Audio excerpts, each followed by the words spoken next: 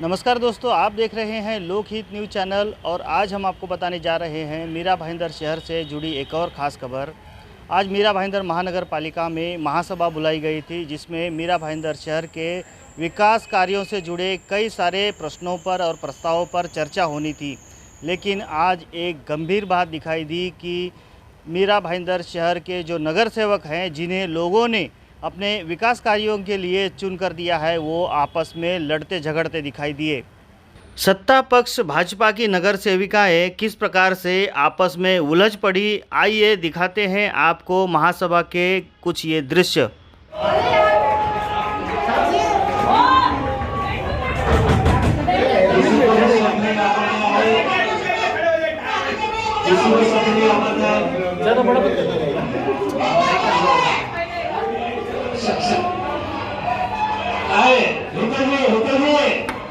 सदस्य महोदय ये भाई ये बड़ी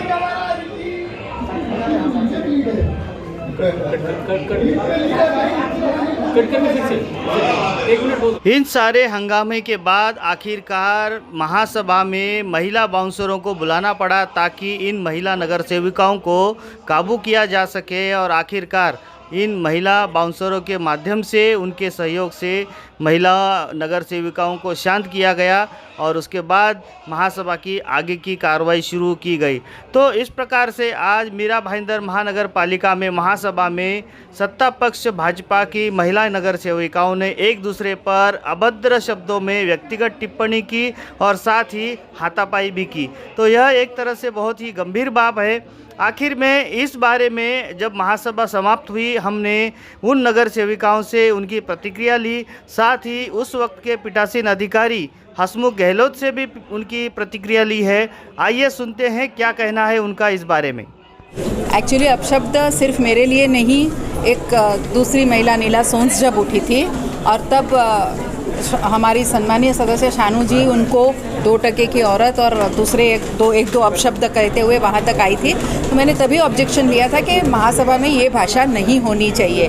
उसके बाद उनके पर्सनल कैरेक्टर पे भी गए काफ़ी लोग। देखिए, ये सब महासभा में नहीं होना चाहिए, ये मैं दिल से मानती हूँ। और ऐसे जब मैंने ये कहा तो हेतल जी को शायद बहुत ज़्यादा गुस्सा आ गया और वो मेरे वहाँ बोलने आई कि आप कौन बोलने वाले होते हो, और एक दो अपशब्द उन्होंने मुझे भी कहा और बॉटल मारूंगी ऐसा इशारा किया। तो फिर ठीक है। देखिए, सबसे पहला वाकया तब हुआ जब अरविंद शेट्टी जी उठे। उन पे पर्सनली नीला जी ने कुछ नहीं कहा था। उस ज़मीन के लिए जो भी कहा था वो सुन लेते, प्रशासन उसका जवाब दे रहा था। कभी भी उनको उठना ही नहीं चाहिए, ये बोलना ही नहीं चाहिए। ये बोलने से ये सिद्ध हो जाता है। और वो उन्होंने ये नहीं कहा कि वो मैं जो कर रहा हूँ वो सही है, उन्होंने ये कहा कि आपने जो लाइब्रेरी बांधी है वो गलत है। इसका मतलब क्या आपने होटल बनाई है वो भी गलत है? देखिए, मैंने कहा कि महासभा में, मैं तो फिर कहती हूँ कि ऐसे गुस्से में कोई वर्ड्स निकल जाते हैं, हम उसको सभा तक ही सीमित रखते हैं, न बाहर लाते हैं, न एक दूसरे को बाहर आके हम सब वापस भूल जाते हैं और वापस हम सब अच्छे एक दूसरे के मित्रता से ही रहते हैं। और यही होना चाहिए, यही राजकारण है। सभा में हम लड़ेंगे, ये हमारा अधिकार है। बाहर आके फिर हम एक हैं। सदन की गरिमा का क्या? बिल्कुल सदन की गरिमा रखनी चाहिए। मैंने कहा कि जिससे भी आज ये गरिमा छूटी है, जिस अपशब्दों का प्रयोग किया गया है उसकी मैं निंदा करती हूँ, लेकिन उसको खींच तान के उसके लिए निलंबन की कार्रवाई करने की मांग नहीं करूँगी। लेकिन ये एक ओर से तो नहीं हुआ है, दोनों ओर से हुआ है। आपने भी बोला है उनको, ऐसा नहीं है कि उन्होंने वन साइड किया है। बिल्कुल, तो गरिमा का ध्यान आपको भी रखना चाहिए। बिल्कुल, मैंने कहा ना कि ये गुस्से में निकले हुए वर्ड्स है, ना मुझे खींचने हैं आगे और ना मैं उस पर कोई निलंबन की मांग करूँ। विषय के ऊपर ऐसी कुछ बातें चल रही थी जिसमें आमदार गीता जैन जी खड़ी होकर डायरेक्ट डाइस पे, मतलब महापौर मैडम उस डाइस से निकलकर वहाँ पे उप महापौर जी उस डाइस पे, महापौर जी के डाइस पे बैठे हुए थे और वो गीता जैन जी ने वहाँ से ऐसा बोल रहा है, मतलब उप महापौर जी को ऐसा बोल रहे थे कि अभी आप बैठ जाओ ना, अभी आपका सुन सुन के बहुत पक गई हूँ। तो मैंने सिर्फ इतना बोला था कि ये बोलना आपको शोभा नहीं देता, आप भी आमदार है। अगर मैं ऐसा कहूँ कि आप भी कब से बोल रहे हो, आप पक गए हैं, बैठ जाओ, तो कैसा लगेगा?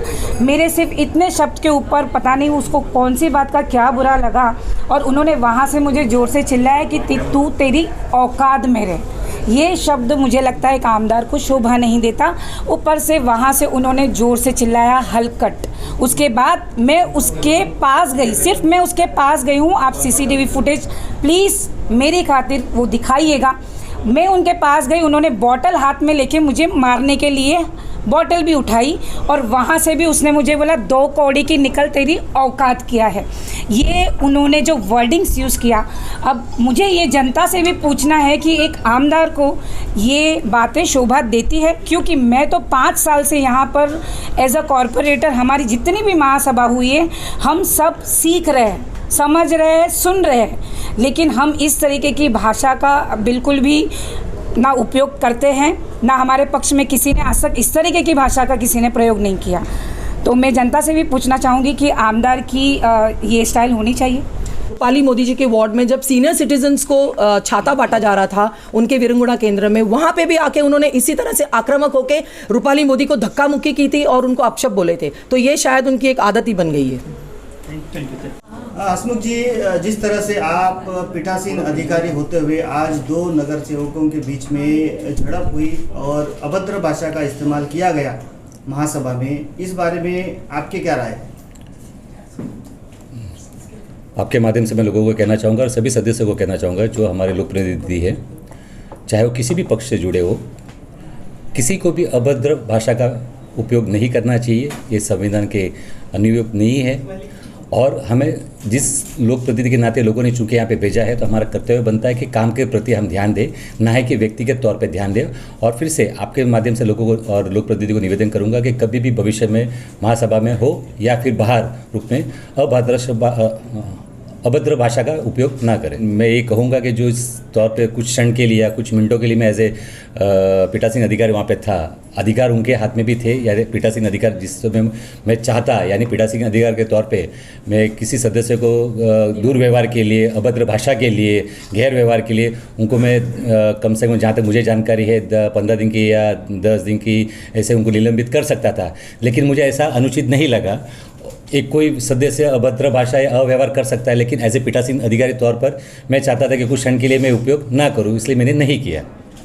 सर, लेकिन जो विषय महासभा में लाए जाते हैं उन विषयों को छोड़कर आज ज़्यादातर व्यक्तिगत तौर पर टीका टिप्पणी और बहस होती दिखाई दी, इसको क्या कहेंगे आप? ये हमारा दुर्भाग्य होगा कि अगर शहर के विषय को ना लाते हुए और व्यक्तिगत तौर पे अगर विषय लाए जाएंगे तो हमारे शहर के लिए बहुत ही दुर्भाग्यपूर्ण होगा, क्योंकि हम शहर के अंदर सभी लोग प्रतिनिधि, सभी पक्ष के लोग किधर न किधर विकास कार्य के लिए काम करते हैं, सभी विकास से जुड़े हुए लोग हैं और विकास पर ध्यान देना चाहिए, ना ही कि व्यक्तिगत तौर पर, ना ही व्यक्तिगत विषय लेके आए। तो देखा आपने इस प्रकार से आज मीरा भाईंदर महानगर पालिका के महासभा में जिस प्रकार से महिला नगर सेविकाओं द्वारा अभद्र भाषा का प्रयोग किया गया, साथ ही वो एक दूसरे के ऊपर मारने के लिए दौड़ी और वो काफ़ी एक दूसरे के खिलाफ गंभीर और अभद्र भाषा में टिप्पणी करती नज़र आई है। तो यह एक बहुत ही गंभीर बात है। देखा जाए तो मीरा भाईंदर की जनता ने उन्हें अपने विकास कार्यों के लिए चुनकर दिया है ताकि वो जनता की सेवा कर सके, लेकिन आज महासभा में देखने को मिला कि नगर सेविकाएं आपस में लड़ रही थी, व्यक्तिगत तौर पर टीका टिप्पणी कर रही थी, जो कि महासभा में अनुचित होता है और इस प्रकार से वहां पर टीका टिप्पणी करना उसकी अनुमति नहीं होती है। इसके बावजूद भी नगर सेविकाएं आज व्यक्तिगत तौर पर अभद्र भाषा का इस्तेमाल करती हुई दिखाई दी। तो यह बहुत ही गंभीर बात है। अब देखना होगा कि क्या इस बारे में नगर सेविकाएं कुछ सीख लेंगी और आने वाले महासभा में जो भी प्रस्ताव आते हैं उस पर गंभीरता से चर्चा करते हुए जनता के विकास कार्यों को वो आगे बढ़ाएंगी, ये देखने वाली बात होगी। तो इसी प्रकार की देश दुनिया की और खबरों को देखने के लिए आप बने रहिए हमारे साथ, देखते रहिए लोकहित न्यूज़ चैनल और हमारे चैनल को सब्सक्राइब करना भी ना भूलें। धन्यवाद।